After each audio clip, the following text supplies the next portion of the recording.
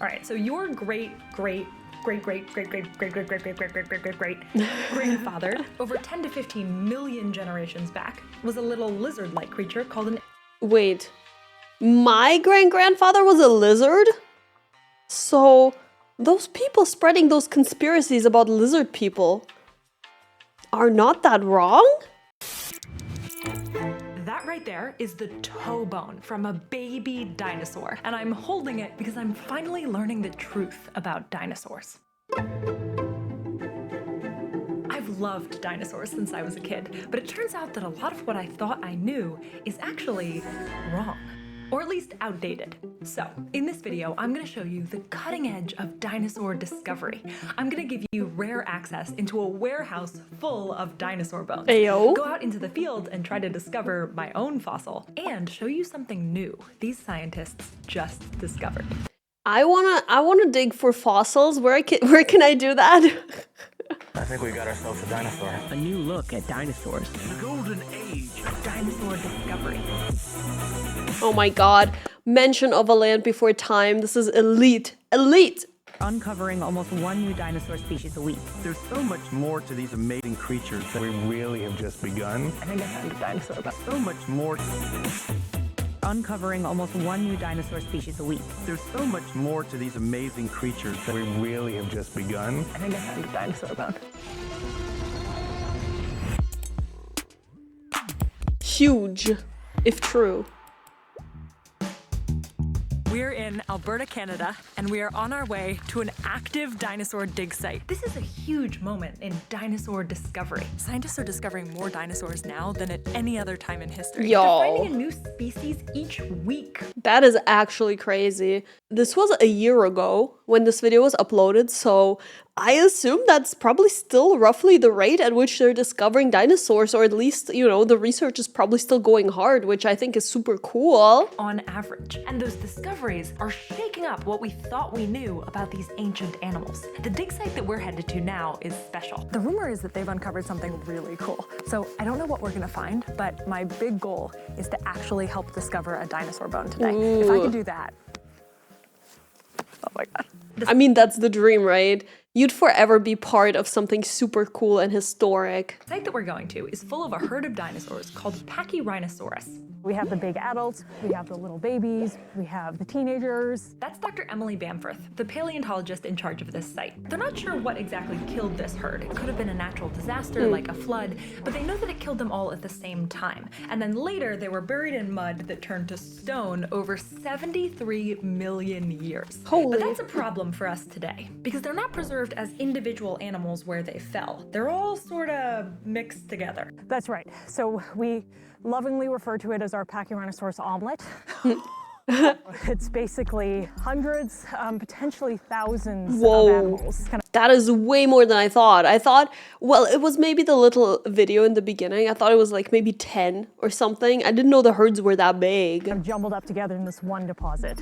Putting together a dinosaur is kind of like doing a puzzle, except You don't know what the picture on the front of the box is. You're missing half the pieces. There's pieces from other puzzles thrown in, and then the pieces sometimes are ripped and torn so they don't fit properly. The hardest jigsaw puzzle in the world. Basically, yep. So how do you know that you're doing the puzzle right? How do we know that any of these dinosaurs are right? Well, we're about to see how they do it. Oh my God. Here we are. This is it.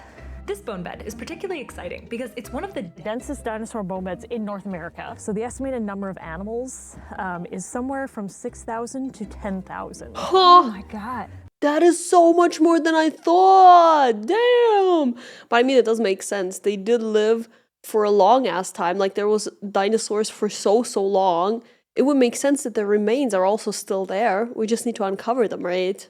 Among all the bones in this huge dinosaur omelet, there's one type that's rare and special to find intact, a skull, and they just found one. So this Ooh. thing here is a big skull, and everything that's around it is all bone as well. Can I touch it? Yeah, go ahead. It feels like a rock. It basically is a rock. Are you freaking out right now? Yeah. I'm totally freaking out right now. This is so awesome. They're hoping to pull this skull out of the ground in the next few weeks. But if that's a Pachyrhinosaurus skull, how big was the rest of it? Turns out a lot has changed about what we think dinosaurs actually looked like, including their size. So let me show you. Okay, so I want you to imagine this skull coming out of the ground. It would look like this. Real scan of the skull. This dinosaur had a big bony bump on the front of its nose called a boss, and a bony frill and horns on the back of its head. Using bones collected in the area and around the world, and referencing similar dinosaurs and animals that are alive today, scientists put together the rest of the skeleton like this. Ooh. I love that they're doing a size comparison with her. That is really cool. And the animations are great too. Imagine the dinosaur comes back to life. It's about that big, which is huge. Yeah. Compared to other dinosaurs, this guy was medium in size, which is wild, and makes me wonder, how big were the rest of them? If you lined up a bunch of dinosaurs from smallest to largest, you'd see the teeny little Anchiornis, just a little bit bigger than a basketball. You'd see the Compsognathus, the size of a small chicken. The famous Velociraptor would actually be here, except in real life, they were about this big, Aww. which is... Wait, are you telling me I couldn't ride a Velociraptor? They're actually tiny? No! Not the size they looked in Jurassic Park. And newer research shows that they didn't look like that. Velociraptors had feathers. To be fair to Jurassic Park, though, they didn't know that. Both look really cool, to be honest. The reason the Velociraptors don't have feathers is because we didn't know that those kind of dinosaurs had feathers at the time. In 1998, this discovery in China changed our understanding of what some dinosaurs looked like, and other discoveries since have confirmed that more dinosaurs had feathers than we thought. And there's still a lot of debate about what the color and the outside appearance of dinosaurs actually looked like. We'll get to that in a minute. One step bigger than the Velociraptor would be the Nyasasaurus, about the size of a German Shepherd. Then our Dude, if they were still alive today, do you guys think we would have them as pets? I asked this like they totally wouldn't dominate over us and eat us. Tyrannosaurus would be here.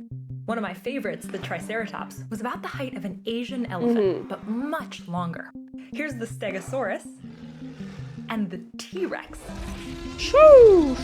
And from here on, the sizes get nutty. These dinosaurs were bigger than school buses. They were taller than buildings. One of the largest known dinosaurs, the Argentinosaurus, was about as long and heavier than a commercial airplane. Can you imagine what it was like when these animals walked the earth? I mean, I assume they all didn't walk it together, but yes, scary place for a tiny little human. But here's the thing. They didn't all walk it at the same time. Yeah. The common misconception is that all dinosaurs lived all at the same time. Dinosaurs lived for way longer than most people think. If this is all of recorded human history, and this is the time since humans diverged from apes, this is the time when dinosaurs were alive. Dinosaurs ruled the earth for 180 million years. We are nothing in comparison. And the dinosaurs that we know today were spread out through this enormous history, which means that some of the dinosaurs I think of as being alive at the same time were actually separated by millions of years. There is more time that separates Stegosaurus from T-Rex than separates T-Rex from us. What? Sheesh! Yeah, that's an amazing fact. I had no idea. The Stegosaurus was an ancient relic to the T-Rex. My whole childhood was a lie. Dude, that's my whole childhood. No way! This was like my favorite series of movies. They were so good. Oh my god. They're about to let me look for some dinosaur bones. I've been waiting for this moment my whole entire life. So no pressure, but if I don't find something, I'm gonna be devastated. I'm probably not gonna find anything. I'm probably gonna find like a chicken bone, but just searching. I'm so psyched. But first, let me show you something. I'm trying to correct what I got wrong about dinosaurs, but understanding the news, especially science news, can be a challenge. That's why for this story, I wanted to partner with Ground News. Their website and app gathers related articles on the same topic in one place, so you can compare coverage and get a more well-rounded understanding of an issue. I use Ground News to understand the information that I'm reading, where it's coming from, and how factual it is, which is something that I care a lot about, and it's crucial for making Huge If True. Like here, a few months ago, the Nobel Prize in Physics was awarded to AI researchers. On Ground News, I can see that over 300 news outlets reported on this. They also show you the political leaning of those news outlets and how reliable their reporting practices are. Plus, I can compare all the headlines. One outlet likens AI to the invention of penicillin, which changed the world, while another raises concerns about potential negative consequences of AI. I want to see the differences because I care about how news is framed, particularly when it comes to science and tech. If you do too, I think you'll appreciate Ground News. I think it's actually super cool that this exists. That being said, I do tend to not overindulge with news just because it makes me really stressed and depressed. So I don't know if this would be of use to me. I am escapism maxing, you know? That's why I'm a VTuber, so. And right now they're offering Huge If True viewers 50% off their Vantage plan. To check it out, just scan this QR code or go to ground.news/Cleo. There you go, guys. Do that if you're interested in it. Make sure to scan the QR code or use this link if you do sign up, because that helps out this channel. Big thanks to Ground News for sponsoring this video and for supporting optimistic, independent journalism. Now, back to the story. All right, here's how to hunt for dinosaurs. There are 2 rules. So the first one is that you always want to be working horizontal to the bone layer. The reason being, like, as soon as you do this, you run the risk of like accidentally stabbing a bone. Yeah. The second rule is to always keep your sight clean. So we say a clean sight is a happy sight. All right, the moment I've been waiting for my whole life. Here I go. I'm just gonna be here for a while. Just you guys can go.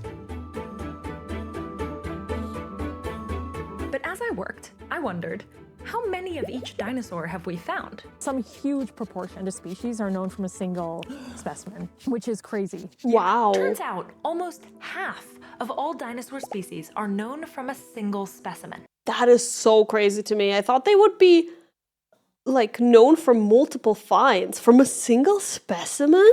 And many of those fossils are incomplete, meaning we take the pieces that we do find and we extrapolate what the rest of it could have looked like. Wow. That makes the job of identifying what's a new species and what's just a piece of an already existing dinosaur really tricky. We are nowhere near having all of the dinosaurs that ever lived. And the dinosaurs that we have found aren't final. They're an ongoing group project among scientists all around the world. Take, for example, maybe the world's most famous dinosaur. The T-Rex didn't look like you think.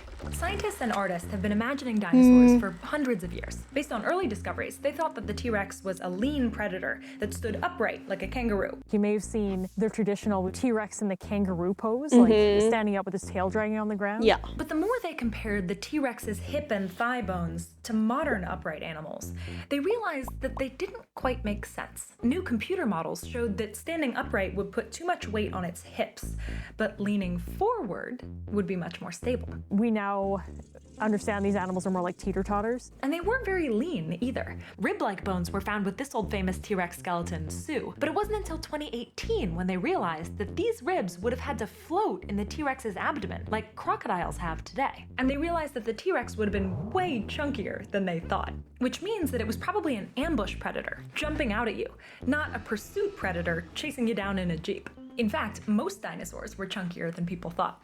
But before I show you that, Hi guys, if you're enjoying this video, don't forget to like and subscribe. Thank you! Do you think that's a bone? I'm pretty sure both of these are bone. I'm pretty sure I found a dinosaur bone. I think I'm touching a dinosaur bone right now. Oh my god. Might also be a bone of like a large chicken or something. Am I right?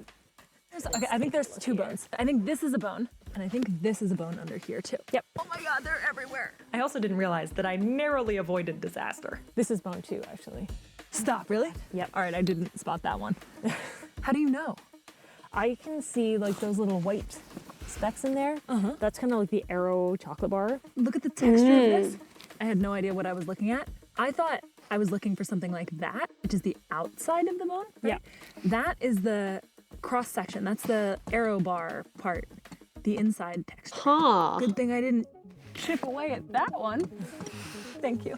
This is one of the coolest experiences of my life. I realize that this is just like another Tuesday for you, but this is really cool. It is pretty cool. Like I said, the thrill never wears off. But finding a bone isn't even the coolest part.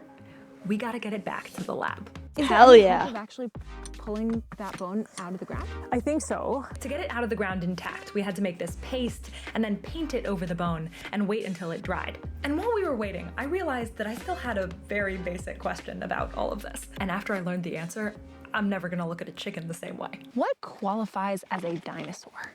Good question. It is a Phylogenetic question.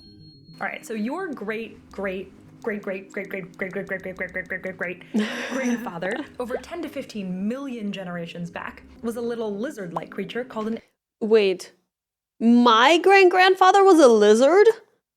So, those people spreading those conspiracies about lizard people are not that wrong?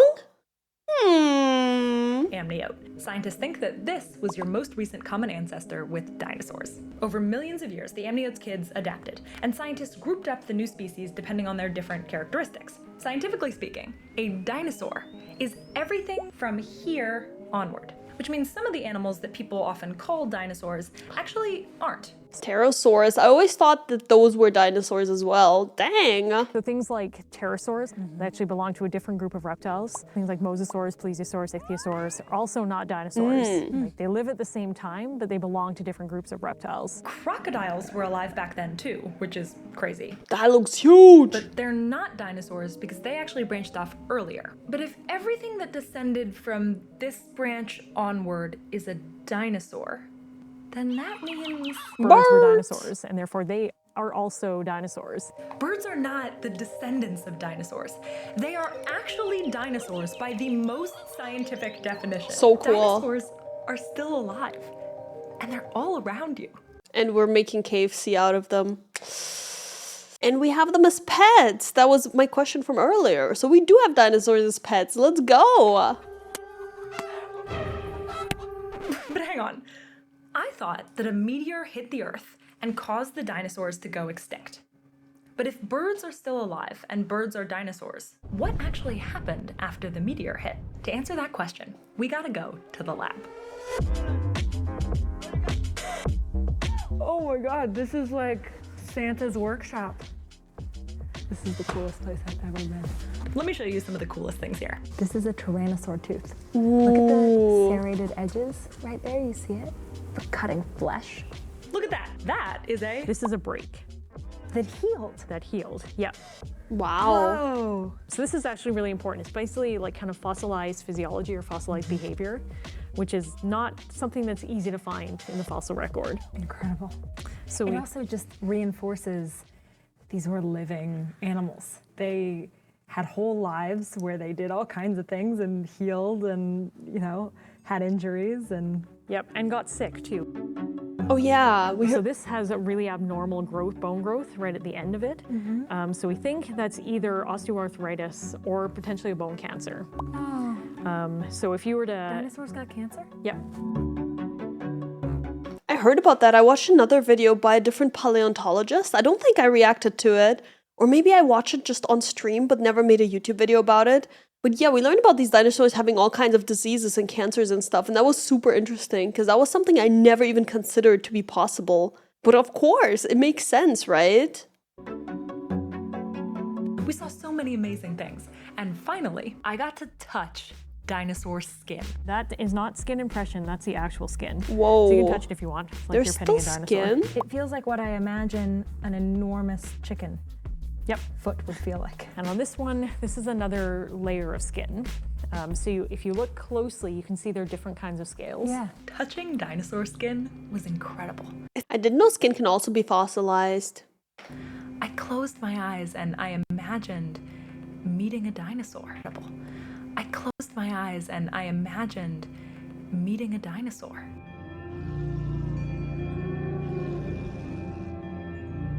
And then, looking at the skin, my question was, Do we know anything about color? Good question. So in general, we know what colors some dinosaurs were. The feathered dinosaurs in particular, because the feathers will sometimes preserve pigment. based on pigments in fossilized feathers, they know that some feathered dinosaurs were black and white with shiny feathers, and some had rust or deep red colors. Skin doesn't preserve color, but they have found shading, meaning that some dinosaurs likely had stripes. We don't know if those stripes were black and white, you know, if they were tan and black. We're not really sure of the color. The dinosaurs that you see reconstructed, it's based on our understanding of modern animals, how modern animals are colored. But a little creative liberty in color isn't the main problem with dinosaur depictions today. Look at this. You might not recognize it, but this is a modern animal, alive today. If you took its skeleton and treated it in the same way that many early science illustrators treated dinosaurs. The problem here is they just wrapped the skin around the skeleton without taking into account any of the muscle and the fat, turning this animal into a monster. Can you guess what it is? That's a zebra. How about this one? Oh my god, okay, That's okay. a baboon. What? The fuck? Okay, now I see why dinosaurs probably looked way fucking different. This one's my favorite. This one is what animal has these type of teeth? That's a hippo. If we treated Oh. Yeah, okay, that makes sense actually. it like science illustrators treated dinosaurs. This is called shrink wrapping. And today, We now know that's probably not an accurate reflection of dinosaurs. They would have had a lot of muscle mass. Yeah, like just to move those things around. Today, artists and scientists are working to correct that, adding more loose skin and muscles and fatty tissues, redefining what dinosaurs realistically looked like. Every bone that comes to the lab from the field needs to get cleaned. So, time to clean ours. So this is still covered in mud, but when it's cleaned, it'll look more like this surface right here. Sort of, you can see the shine. This is a rib that is pretty close to being fully prepared. So you can see there's that shiny chocolate brown color. These bones are brown because they're not like your bones right now. In fact, what we've been calling bones are really rocks. All dinosaur bones are fossilized, which means they're now made of rock. You can think of fossil bones as basically an exact copy of the bone just made out of rock. The original bone material is there, but over millions of years, the minerals replaced the bone kind of like cell by cell, basically. And so it's an exact copy of what the bone looked like. It's just now made out of rock. Every dinosaur in every museum is a stone replica of what was once a living, breathing animal. Which brings me to my last question. How did the big dinosaurs actually die?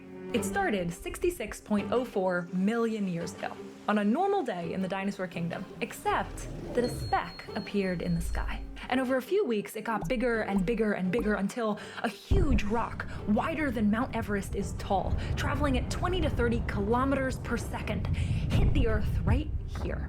So hard it vaporized the entire space rock immediately, but catapulted chunks of Earth beyond the atmosphere, perhaps far enough to hit the moon. And on the surface, it created an apocalypse. There would have been, this is what kind of terrifies me about this extinction, something called a thermal pulse, which is basically a wave of heat. There would have been mega tsunamis that rippled across the planet. The immediate impact would have been awful to live through. But for the dinosaurs that did, the worst was still coming, because the whole planet was going dark.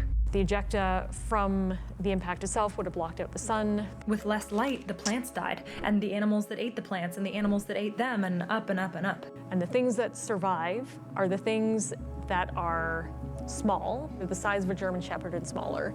Things that had some kind of refugia, so they could go into water or they could live underground. It must have been so scary. The fact that anything survived is pretty incredible. After 180 million years, the reign of the dinosaurs was over. What would the world have looked like if that rock had missed?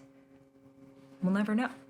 But ultimately, like a bad day on planet Earth for the dinosaurs, but a really great day for mammals. I mean, we are here today because of that extinction. Fair enough. We're here today because of this whole crazy history, because dinosaurs lived and because they died. I think I liked dinosaurs as a kid because monsters. But the more I learn, I see they weren't monsters at all. They were animals.